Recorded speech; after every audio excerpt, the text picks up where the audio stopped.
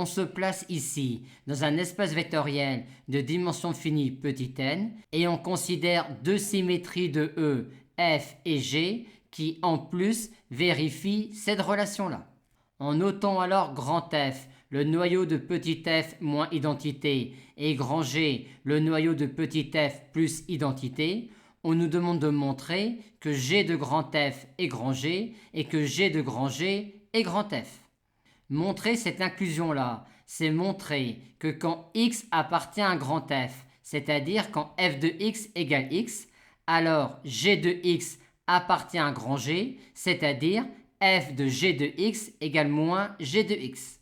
Et on valide facilement cette implication-là vu cette relation-là. On montre de même cette inclusion-là. Et maintenant, pour montrer l'égalité, on va raisonner sur les dimensions. D'un côté, petit f étant une symétrie, on sait alors que grand F et grand G sont supplémentaires dans E.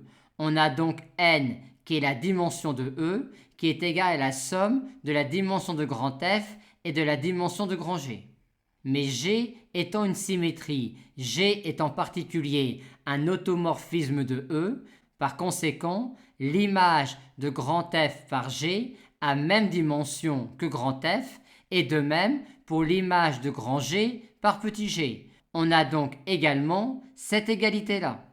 Mais vu cette inclusion-là, on a cette dimension-là qui est inférieure ou égale à celle-là, et vu cette inclusion-là, on a cette dimension-là qui est inférieure ou égale à celle-là.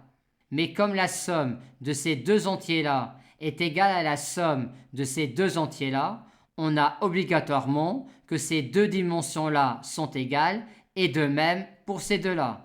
Ce qui, rajouté à ces inclusions-là, nous donne en fait une égalité ici et une égalité ici. On nous demande maintenant de montrer qu'il existe une base B de E dans laquelle la matrice de F est celle-là pour un certain entier M et que la matrice de G dans la base B est celle-là. Pour avoir cela, la base B est obligatoirement obtenue en concaténant une base de grand F et une base de grand G. Et c'est possible car vu que petit f est une symétrie, on a bien grand F et grand G qui sont supplémentaires dans E. De plus, grand F et grand G ont même dimension, vu que la dimension de grand G est également la dimension de ce sous-espace vectoriel-là, qui a même dimension que grand F, vu que G étant une symétrie, est en particulier un automorphisme de E. Et petit m est donc la dimension commune de grand F et de grand G.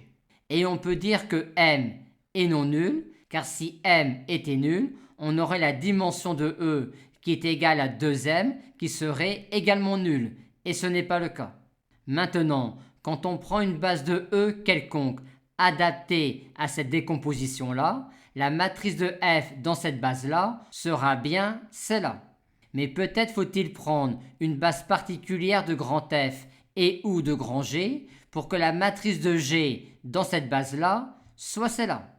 Partons d'une base quelconque de grand F. On doit alors avoir G de E1 qui est égal à EM plus 1 et de même G de E2 qui est égal à EM plus 2 et ainsi de suite. Il faudrait donc que l'on ait ici comme base de Ker de F plus identité cette famille-là. Et c'est possible car G étant un automorphisme de E, si on applique G à une base de grand F, on obtient une base de G de grand F. Or, G de grand F est G.